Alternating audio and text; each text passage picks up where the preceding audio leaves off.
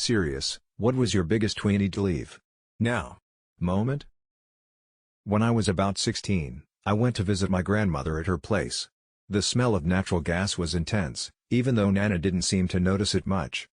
She was groggy, sort of half asleep, not her usual responsive self. So I made her get out of the house at once and open the windows and doors. I called Dad and he reported it to the gas company, who sent inspectors right away. They shut off the gas valve in the street immediately and sent a repair crew to fix a leaking joint in the gas supply pipe. The inspector said that if I hadn't acted then and there, the probability was great that there would soon have been an explosion. I've wrote about this before. I was in a mall in Indonesia and two tourists seemed to be having problems communicating with the cashier at a bookstore, so I helped translate. They wanted to buy me drinks to thank me.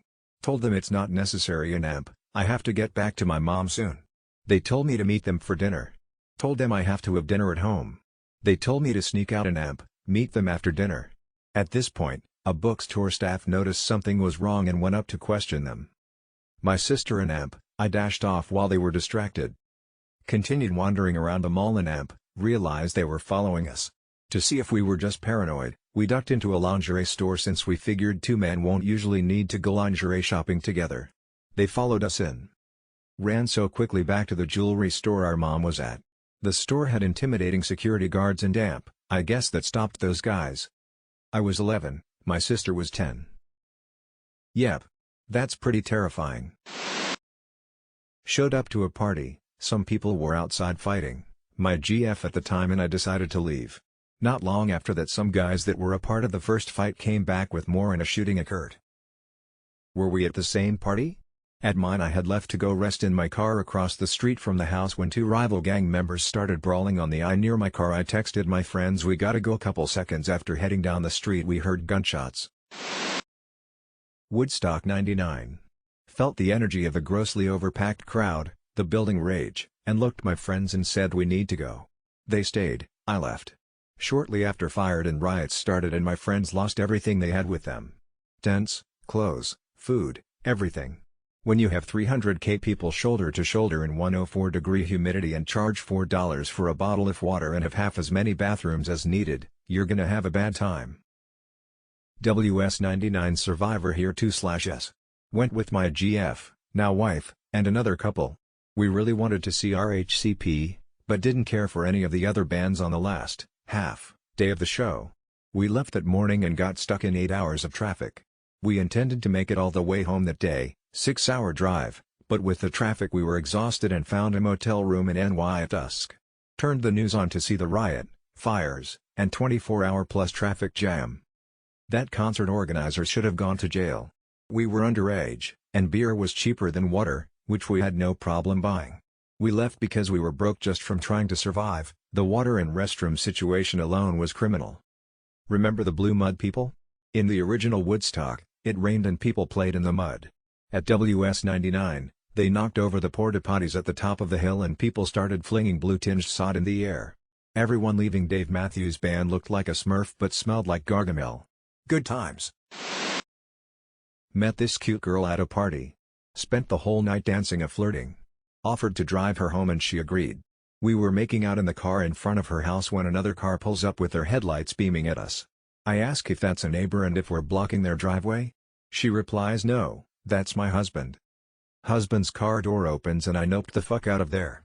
Dropped her straight back at the party and never saw her again. Her excuse was that they were separated and he shouldn't have a problem with it. I sure wasn't sticking around to find out. Edit, holy shit, that's a lot of upvotes. I've thoroughly enjoyed hearing everyone's similar stories. Thank you all.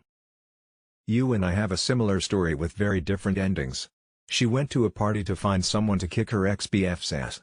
Edit, I didn't know about this part until after. I just went home with her to smash. I pulled into her driveway and a car blocked me in, and 4 guys pulled up on me. I had no idea what was going on, and before I could get 2 words out one of them smashed a 40 ounces bottle over my head. Somehow I managed to stay on my feet and put up enough of a fight they ran off. Likely had a lot to do with all the blood. My socks were soaking wet. So I was waiting at the train station to pick up a friend of mine. I was early so I decided to stand in the sun right outside of the station. A guy with a bicycle walked up to me asking in broken English if I knew how late the train would arrive. After I answered the question, he stayed around and started talking to me. Now I know that's not weird at all, but the things he asked and the way he acted and looked just gave me a creepy vibe. Eventually he asked if I would walk with him while he dropped his bicycle off. I didn't want to because the place to store bicycles at this station is very secluded, and to be honest I didn't want to be alone with this guy. So I noped out and walked into the station. He started yelling at me, calling me names, but at that moment the train came in and it got very busy. So he left. A few months later I read this article in the local paper about a girl being raped at the station. They had put a drawing of a guy next to the article as he was not yet caught. It was the same guy.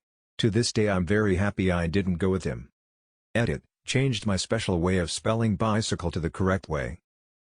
I was walking along the sidewalk one day and a guy with a windowless van pulled up beside me and said he would give me a bottle of water if I got in his van. It was summer and rather hot. Nope, level 1. I declined and continued walking, and the guy started shouting and screaming and beating his steering wheel, yelling over and over again, it's free, how can you say no to something free? Nope, level 2. I got to where I was going, which was only a few blocks farther, and was a gas station, and had a lovely drink there while talking to the cashier, who was a friend and reported having the exact same situation happen to her. No, level 3. By chance I was still there, well, back there, late that evening when the shifts changed and the incoming cashier reported strange windowless van idling in the back corner of the lot, out of the light. Nope, level call the police reached, but as it happened, a rather sizable dude was in the area, overheard us swapping stories, and announced he was gonna go take care of it. I'd what happened, but none of the three of us ever saw the van, the driver, or the big guy ever again.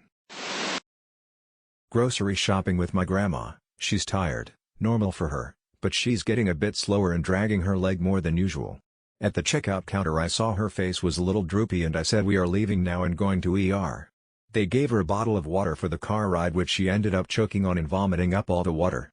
Called ahead to ER, so they were ready and they took care of her ASAP. She was having a stroke and they were able to help her quick enough so that she didn't have any long-lasting issues. Remember fast. Face, smile and see if one side of the face droops. Arms, raise both arms. Does one arm drop down? Speech, say a short phrase and check for slurred or strange speech. Time, if the answer to any of these is yes, call 911 right away and write down the time when symptoms started. About 2 months ago I'd stayed up past my usual bedtime, and as soon as I got in bed I smelled something odd and was hearing some inconsistent banging and clattering from downstairs. I don't live in a great neighborhood so none of this was unusual, but I got out of bed to check anyway and saw flames licking up the side of the building. Yelled at my wife to get out of bed and threw on some clothes and we hightailed it out. Our building has a shared wall with the next, and that one had an apartment on the ground floor fully engulfed. By the time we made it outside, ended up condemning the whole building. I was the first one to call 911. Had been jerking myself awake in the night pretty consistently since then. The owner of a Mexican restaurant threw 2 young farm workers at the bar out to the parking lot. They were drunk as monkeys and proceeded to try to fight, but mostly just leaned on each other, all in front of the picture window while the place is full of people. Then one runs to his trucks and burns rubber out of there. I said, "Time to go, honey." She says, "What? Those assholes aren't done and I'm not going to be here when the shooting starts." We left. It did, not long after. Edit, if you want to eat authentic, go where the farm workers eat. My so speaks Spanish. These guys had been escalating the bullshit for a while, their blood was way up. I threw 3 20s on the table and got on out of there. What's the etiquette on leaving immediately when you still have to pay? Do you just overpay in cash and walk out? Don't carry cash? Gotta flag down the waiter and tell them you're in a rush, I guess. Late afternoon in the summer, I'm waiting in the bus station near my house. Most businesses are closed, not a lot of cars in the street. Guy passes in front of me, he passes again 2 minutes later watching me suspiciously. Alarms start to go in my head screaming to me that I need to leave and get the fuck off here, but I ignore it since the bus will come in 10 minutes. Third time he passes he charges to me, pushing me to the wall with his cock out. I freeze for some seconds then start punching and kicking him. I manage to get away and the rest is history. Yeah, trust your guts, guys. If something like that happens again, take out your phone and call someone. Talk loudly, tell them where you are, and just stay on the phone until either someone picks you up or the bus comes. I had a weird thing where someone who was walking in front of me on my way home from the train cut through the woods and he ended up behind me. I was only a few streets from home, but I called my mom and let her know what was up. She met me on the other side of the park with the dog in the car. The guy sped up and passed me at that point. It could have been nothing, but it could have been something also. Better safe than sorry.